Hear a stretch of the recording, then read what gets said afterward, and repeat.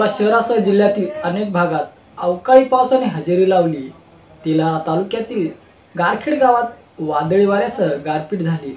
बोराच्या आकाराची ही गारपीट सुमारे 15 मिनिट झाली। यामुळे हरभरा पिकाचे मोठे नुकसान झाले। तेल्हारा तालुक्यातील दहिगाव इथं बाभळीचे झाड पडल्याने वाहतूक विस्कळीत झाली होती। विदर्भ मराठवाड्यात हवामान खात्याने येत्या 3 दिवस पावसाचा अंदाज वर्तवला आहे।